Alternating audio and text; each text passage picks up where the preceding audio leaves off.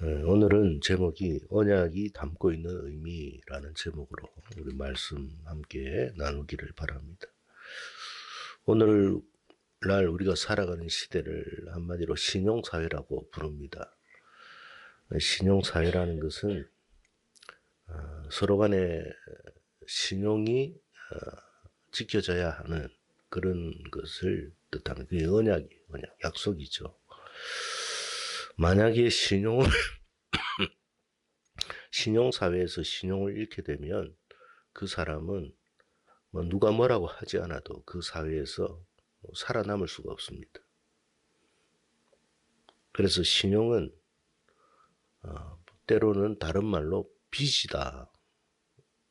그렇게 말합니다. 신용과 빚은 동전의 양면과 같다. 그렇게 말을 합니다. 제 말이 아니고 그 나와 있는 말이니까.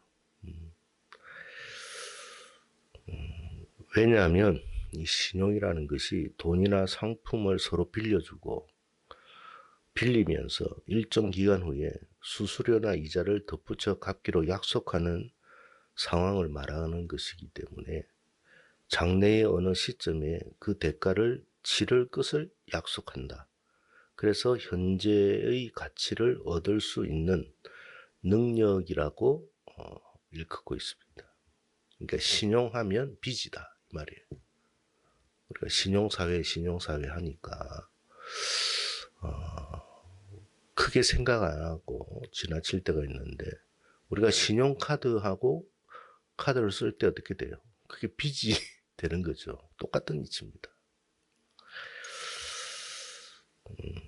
그래서 어떤 의미에서 언약이라는 것은 마치 신용 제도와 같은 것이다라고 볼 수 있습니다. 우리가 흔히 이런 말을 하죠. 사랑에 빚졌다 그러잖아. 그 사랑이 뭐예요? 하나님과의 언약에 대한 사랑이죠. 그 사랑에 대한 빚이에요. 그 빚을 항상 우리는 안고 있는 거예요. 그래서 신용사회와 제도와 다르지 않다. 언약은. 성경에 나타난 언약의 의미를 살펴보면 쌍방간의 합의에 의해서 이루어지는 계약, 약속, 맹세를 뜻합니다. 하나님과 사람, 사람과 사람, 국가 간의 그 약속이 그 주류를 이루고 있습니다. 특별히 성경은 하나님께서 인간과 인격적으로 맺으신 구원 언약을 중심으로 이루어지고 있습니다. 구원의 언약을 중심으로 이루어진다. 그래서 이 구원 언약에는 크게 둘로 구분되고 있는데 하나는 옛 언약, 우리가 흔히 말하는 구약, 또 다른 하나는 새 언약, 신약. 그렇게 그래서 우리가 성경은 구약과 신약, 옛 언약과 새 언약 이렇게 말하는 거예요. 근데 성경을 여러분이 읽어보셔서 아시겠지만 많은 언약이 있습니다만 가장 크게 나타난 언약이 세 가지가 있어요. 하나는 노아 언약, 두 번째는 아브라함 언약, 세 번째가 새 언약입니다. 물론 여러 언약들이 많지만 그것은 이제 아주 주변적인 것이고 가장 중점적으로 말을 일컫고 있는 언약은 노아 언약, 아브라함 언약, 새 언약입니다. 여러분이 참고로 알고 계시면 좋을 것 같아요. 근데 우리가 아브라함의 언약은 좀 어떤 게 있느냐 하면 다른 언약과 다른 게 하나님과 이스라엘 백성과의 언약이에요. 그게 아브라함 언약이에요. 그러니까 하나님과 이스라엘 백성과 사이에서 맺어진 언약이라고 한다면 노아 언약은 모든 인류에게 적용된 유일한 언약입니다. 그러니까 우리가 무지개 언약이라고도 하잖아요. 근데 이거는 뭐 이스라엘 백성들에게만 약속한 게 아니고 이 땅에 있는 뭐 믿는 사람이든 안 믿는 사람이든 다 하나님께서 약속하신 거예요. 그래서 노아 언약은 모든 인류를 향한 언약이다. 마지막이 새 언약인데 예레미야 31장 30절 33절에서 이 새 언약을 언급하고 있습니다. 그래서 이 새 언약은 뭐냐면 이제 하나님께서 직접 이스라엘 집을 세울 것이다 라는 언약이에요. 하나님께서 직접 이스라엘 집을 세울 것이다. 그렇게 해서 그래서 이 새 언약의 성취가 누구냐? 예수 그리스도이십니다. 여러분 요한복음 읽어보시면 아시겠지만 그렇게 말하고 있어요. 누가복음에도 말해요. 누가복음 22장 20절에 이 자는 내 피로 세우는 새 언약이니 곧 너희를 위하여 부은 것이라. 그래서 그러니까 십자가의 언약이 새 언약이라는 거예요. 새 언약. 근데 예수님께서 세우실 이 이스라엘은 어떤 사람들이냐? 바울은 여기에 대해서 혈통적 아브라함의 자손이 아니라 오직 믿음에 의한 아브라함의 자손이다. 그것이 그들이 바로 새 이스라엘이다. 그 말이에요. 우리는 하나님의 언약 백성으로서 하나님이 선택하신 새 이스라엘이라는 거예요. 그 언약 안에 있다. 그 말이에요. 그래서 누구든지 예수님을 그리스도라고 주라고 영접하는 그 사람들은 하나님이 세우시는 이 이스라엘의 집, 영적인 이스라엘 집안에 속한 일원이 되는 거예요. 그래서 하나님을 누구라고 부를 수 있느냐? 아빠라 부르는 거예요. 아빠라고 부르는 거예요. 오늘 우리가 요나단과 다윗의 언약을 우리가 한번 살피면서 성경에서 말씀하고 있는 언약이 담고 있는 의미가 뭔가를 좀 알아야 돼요. 요나단과 다윗이 언약을 했다 해서 그냥 두 사람과의 관계로서 끝맺는 게 아니고 언약의 의미는 이런 거야 라고 말한 거예요. 그래서 우리가 새 언약의 백성으로서 예수님을 우리의 구세주로 영접했잖아요. 예수님과 우리와의 언약을 한 거예요. 이 언약의 의미가 오늘 요나단과 다윗이 언약을 맺은 것에 통하여서 이 언약이 담고 있는 의미가 뭔가를 우리가 깊이 깨달아야만 믿음 생활을 어떻게 할 수 있다고요? 제대로 할 수가 있다. 그 말이에요. 자, 그래서 우리가 오늘 주목해 볼 말씀은 1절의 말씀 보면 마음과 마음이 하나 되었다. 그리고 자기 생명처럼 사랑했다. 그런 이야기예요. 언약이라는 게 뭐냐면 첫째로 마음과 마음이 하나 되는 것을 뜻합니다. 마음이 하나 되었다는 거예요. 그게 언약이에요. 언약. 마음이 갈라서 있고 다르면 어떻게 그게 언약이 체결될 수 있겠습니까? 마음이 동일해야 그 언약이 체결되는 거예요. 그리고 그 언약이 깨어지지 않는 거예요. 우리가 결혼의 언약도 마찬가지죠. 결국에는 마음과 마음 간의 언약이에요. 뭐 결혼식을 뭐 어디에서 예식장에서 했다. 뭐 점심값이 뭐 6만 원이다. 이게 중요한 게 아니에요. 가장 중요한 건 뭐예요? 두 사람과의 마음과 마음의 약속이에요. 그게 변하지 않아야 되는 거예요. 제일 중요한 거죠. 근데 그 두 사람과의 마음이 어느 한편이라도 깨어지면 그 결혼은 깨어지는 거예요. 그래서 잠언 4장 23절에 잠언 기자가 이런 말을 합니다. 무릇 지킬 만한 것보다 더욱 너의 마음을 지키라. 생명의 근원이 이에서 남이니라. 그랬어요. 사실 인간의 이런 여러분 고통과 불행은요. 다른 거 아니에요. 이게 신뢰를 잃어버렸기 때문에 그래요. 서로 간의 신뢰가 깨어지니까 불신이 생기고 다툼이 생기고 원망이 생기는 거예요. 그래서 마음을 지키는 게 참 중요한 거예요. 마음. 응? 결혼을 했어요? 결혼을 하면 끝이 아니에요. 많은 시련이 오고 역경이 오고 유혹이 옵니다. 여러분 대부분 그런 생각 했을 거예요. 한 번쯤은. 내가 이 사람하고 왜 결혼했는지 모르겠다고. 그게 여러분 유혹이고 시련이고 역경이에요. 근데 그때 어떻게 해야 돼요? 그 마음을 지켜야 되는 거예요. 그래야 결혼의 언약을 지킬 수 있는 거예요. 사실 여러분 결혼하고 나서 한 10년, 20년 지나면 더 예쁜 사람이 보여요. 더 괜찮아 보이는 사람이 보이기 시작해요. 그래도 어떻게 해야 돼요? 처음 가졌던 마음을 지켜야 되는 거예요. 그게 결혼이에요, 결혼. 그게 하나님 앞에서 하는 결혼 서약이라는 거예요.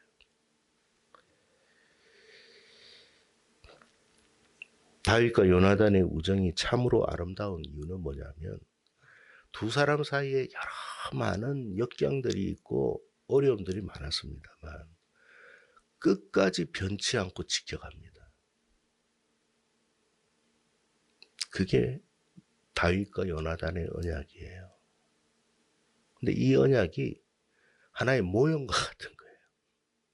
우리가 주님과의 언약이 그래야 된다. 그 말이에요.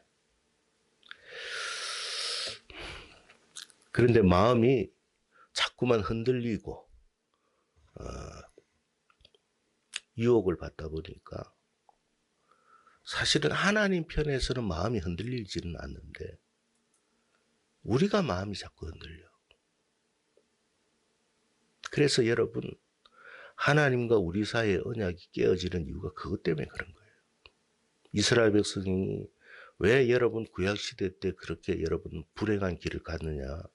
하나님이 잘못해서 그런 거 아니에요.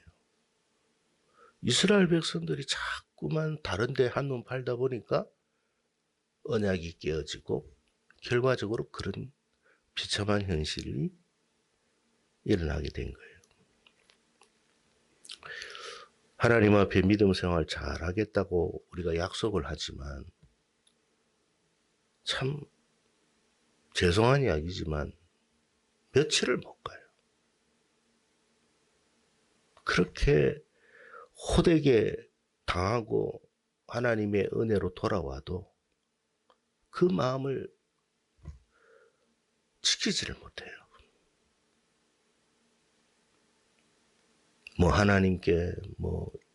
하나님께서 어떻게 해주시면 죽도록 충성하고 봉사하고 헌신하고 예배는 말할 것도 없고 그런데 어느 순간 그 마음이 다 무너집니다. 마음을 지키지 못했다는 뜻이에요.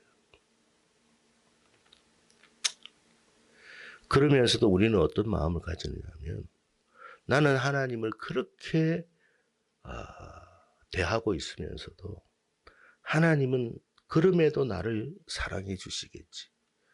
용서해 주시겠지. 축복해 주시겠지. 그러고 있습니다. 물론 하나님과 우리가 같은 레벨이 아니다 보니 하나님이 그럼에도 사랑하고 용서하는 것은 맞지만 언약이라는 게 그런 게 아니에요, 여러분. 한편에서 일방적으로 하는 게 아닙니다. 쌍방간의 관계예요. 한쪽이 마음을 주면 상대방도 마음을 줘야 되는 거예요. 그래서 신용은 빚이라는 거예요. 빚. 우리가 하나님 앞에 사랑을 받았으면 사랑의 빚을 받은 거예요. 그 빚은 갚아야 되는 거예요. 갚아야 되겠다는 마음이 있어야 되는 거예요.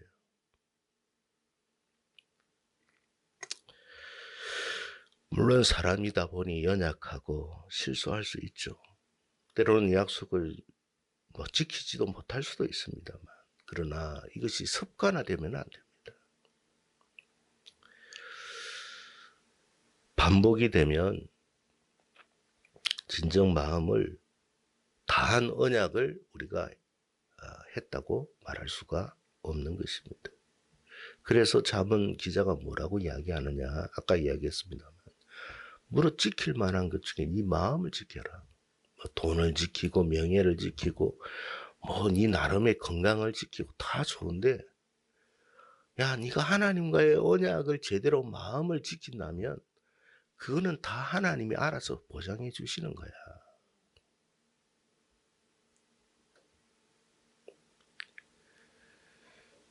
여러분, 우리가 뭘 지금 잃어버리고 있는지 잘 생각해 보세요.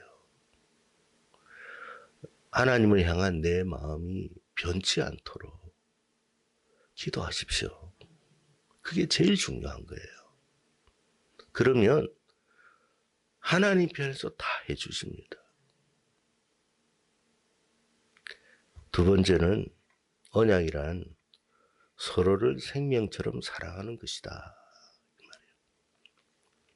우리가 결혼을 할 때 오늘날은 자기들끼리 서로 주고받고 하는데, 원래 결혼이라는 건 주례사가 주례자 앞에서 서약을 하게 돼 있습니다.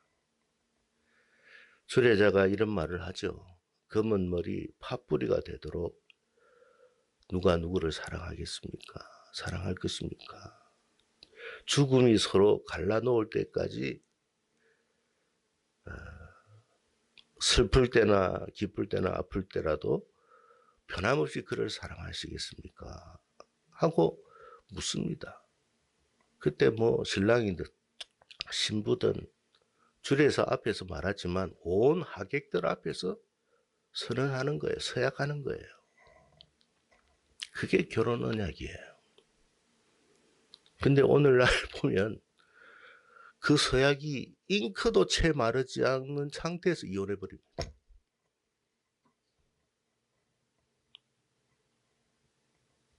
그거는요, 진짜 생명처럼 그 사람을 사랑한 것이 아니라는 뜻이에요. 요즘은 한 번쯤 돌싱이 되는 것이 무슨 의례적인 일처럼 생각을 해요.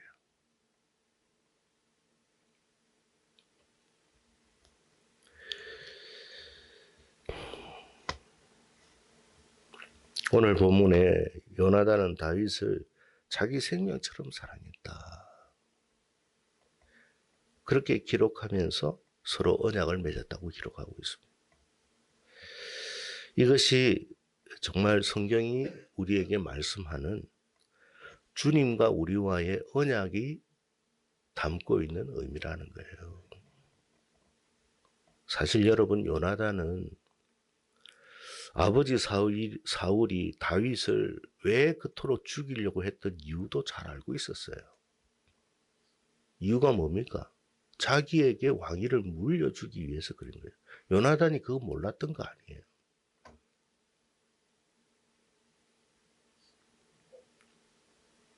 그런데 요나단이 다윗을 생명처럼 사랑하다 보니 그 왕이라고 하는 권력보다도 다윗을 사랑한 거예요.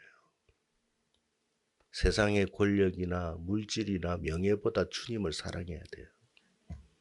그 어떤 것보다도 주님보다 더 사랑하는 것이 우리에게 있어서는 안 돼요. 응? 조금 돈 준다고 하면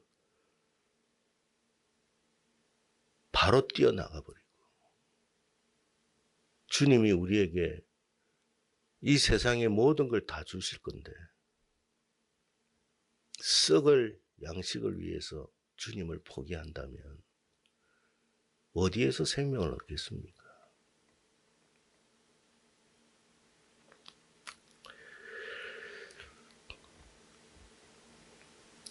이것이 바로 우리가 주님을 영접했다라는 뜻입니다. 영접했다. 그게 언약이에요. 그래서 사실은 주님보다 더 좋은 것이 있을 수가 없어요. 여러분, 왕권이라는 게 지금도 대통령 5년 그거 하려고 저렇게 야단 법석을 피우고 난리들 피우고 있는데, 왕권은 5년 정도가 아니잖아요. 평생입니다. 자기 마음대로 할 수 있는 게 왕권이에요. 근데 요나단이 그거를 포기한 거예요. 왕권을 가지면 왕권만 옵니까? 물질도 가질 수도 있고 다 가질 수 있는 거예요. 영생 빼놓고는 다 가질 수 있어요. 근데 그걸 포기한다? 그게 언약이에요. 여러분, 세상에 그 어떤 것도 주님보다도 나에게 더 좋은 것은 없습니다. 그런 고백이 되어야 됩니다. 천만금을 나에게 준다 할지라도 내가 이것 때문에 주님을 잃게 된다면 난 그것을 가지지 않겠습니다. 그게 언약이에요. 뭐 늘 계속 반복하지만 다니엘이든 뭐 사드락과 메삭과 아벳느고든 바벨론 나라의 포로로 끌려와 가지고 출세의 길이 열린다라는 것이 여러분 그게 쉬운 일이겠습니까? 포로로 끌려온 사람이.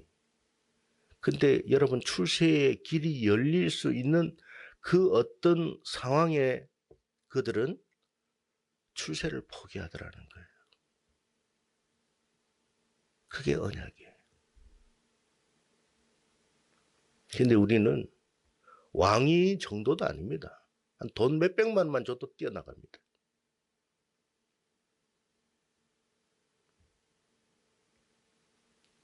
그건 언약을 체결한 게 아니에요. 미안한 이야기지만.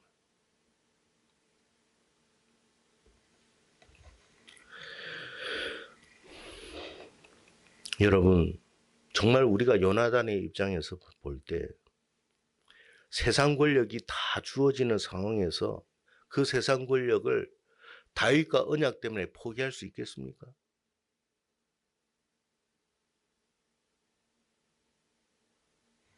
근데 요나단은 포기했어요. 요나단은 참 대단한 사람이에요. 저는 다윗도 참 대단하지만 요나단도 너무 대단한 것 같아요. 뿐만 아닙니다, 여러분. 아버지 사울이 어떤 마음으로 그렇게 했는가를 잘 알았기에 요나단은 사울과 함께 죽어요. 참 훌륭한 사람이에요.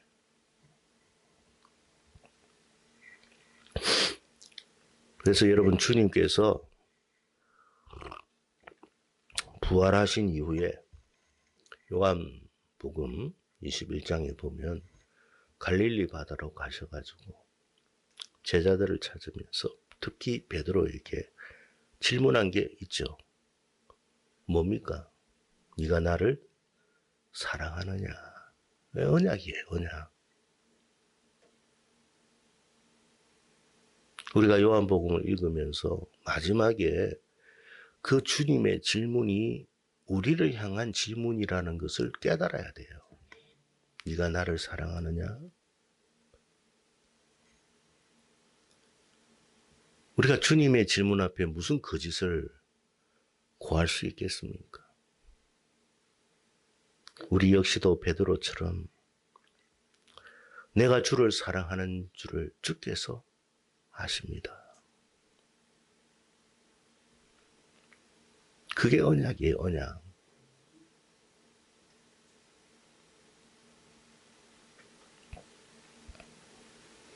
오늘날 많은 그리스도인들이 예수님과의 언약을 너무나 쉽게 생각하고 있습니다. 여러분, 진짜 상대방을 사랑한다면 상대방과의 그 행했던 약속을 잊을 수 있을까요? 못 잊습니다. 사랑하는 누군가와 남편과 혹은 자녀와 뭔가를 여러분 그냥 약속을 했어요. 근데 진짜 사랑하는 사람은요, 그 약속을 안 잊어요. 반드시 기억합니다. 어떤 상황이 있어도. 아빠 뭐가 좀 필요해요. 엄마 뭐가 필요해. 지나치면서 하는 말인데 부모는 안 잊습니다.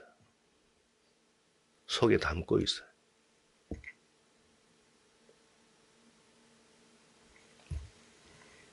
그게 사랑이에요.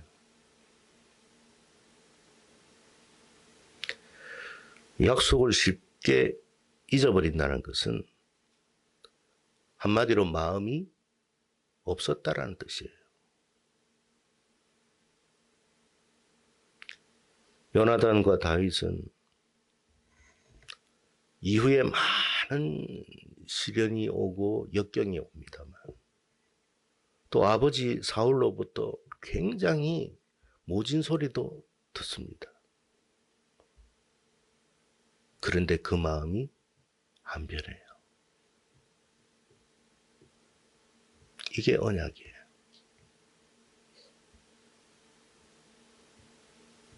우리가 잘나서 여러분 구원을 받는 게 아니라 너무나 많이 부족해도 한 가지만이라도 제대로 지키면 그것 때문에 구원받는 거예요.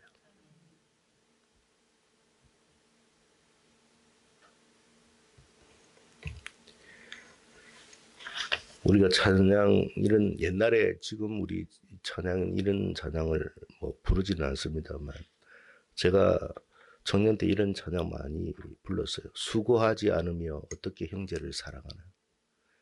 내 마음에 아픔이 없이도 어떻게 자매를 사랑하나. 우리의 사랑은 따지는 게 없어요. 아까운 게 있다면 사랑 않는 거야. 아까운 게 있다면 사랑 않는 거야. 수고하지 않으며 어떻게 형제를 사랑하나. 내 마음이 아픔이 없이도 어떻게 자매를 사랑하나. 손해보지 않으며 어떻게 이웃을 사랑하나. 나의 이익을 따로 남기며 어떻게 이웃을 사랑하나. 우리의 사랑은 따지는 게 없어요. 아까운 게 있다면 사랑 않는 거야. 요나단이 다윗을 얼마나 사랑했느냐 하면 결국 이 언약 체결 이후에 뭘 하고 있습니까? 자기 것을 다 줍니다. 4절의 말씀 우리 한번 읽겠습니다. 같이 읽습니다. 시작.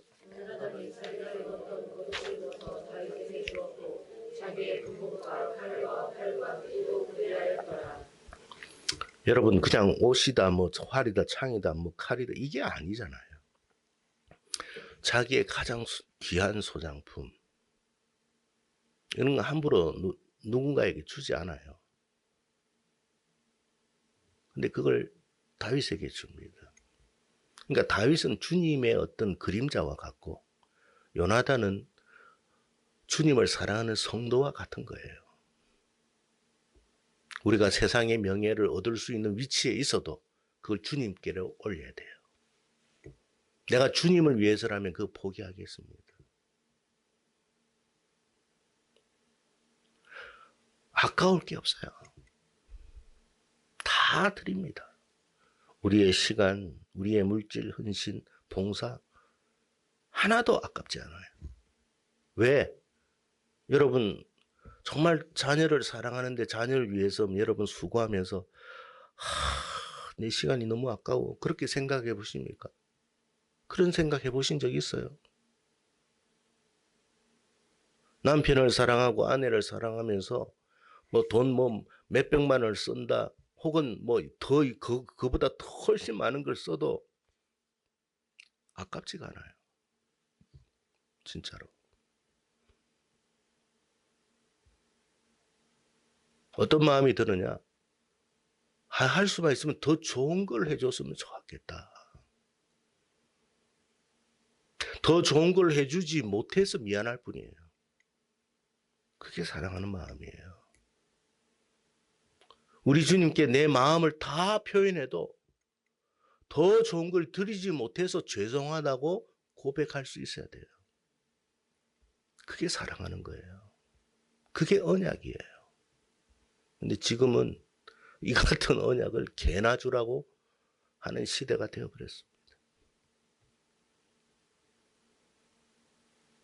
시대가 악한 거예요.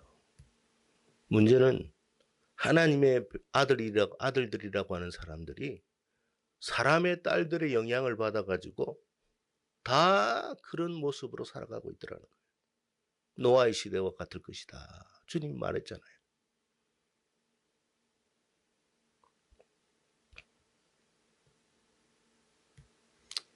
여러분, 우리가 주의를 성수한다는 것은 주님과 만남을 약속한 거예요. 사랑하는 사람하고 만날 때 기다려집니까? 피곤해집니까? 그건 여러분이 아실 거니까. 여러분이 판단하십시오.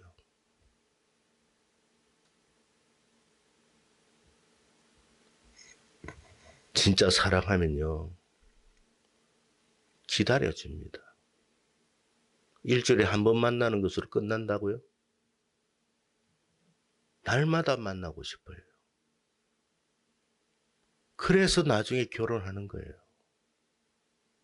너무 보고 싶어서. 잠시라도 떨어지는 게 싫어서. 같이 여러분 집 앞을 바래다 주고 돌아오는 그 시간도 아깝고, 그게 너무 싫어서 같이 한 집안에서 사는 거예요. 그게 결혼인데, 우리가 신앙생활을 지금 뭐예요? 결혼식을 앞둔 연애하는 시간과 같은 거예요. 지금 주님과 연애를 하고 있는데, 주님과의 그 만남의 시간이 피곤하게 느껴진다? 사랑하는 게 아니에요. 사랑한다면 그럴 수가 없습니다. 언약이라는 게 바로 이것이다 라고 오늘 다윗과 요나단의 언약을 통해서 우리에게 말씀해 주고 계십니다. 부디 우리의 사랑이, 주님을 향한 우리의 사랑이, 주님은 안 변해요, 여러분. 결코 그것을 의심하지 마세요. 우리가 변할까봐 두려운 거예요. 그래서 무릇 지킬 만한 것 중에 우리 마음을 잘 지켜서 어떤 유혹과 시련이 와도 오직 주님 한 분만 생각하고 마치 신랑을 기다리는 그 처녀들처럼 주님을 기다리고 있다면 반드시 어느 순간에는 주님과 함께 영원한 어린 양의 혼인잔치에 들어가게 될 날이 올 줄로 믿습니다. 그런 우리 모두가 되기를 주의 이름으로 축복합니다.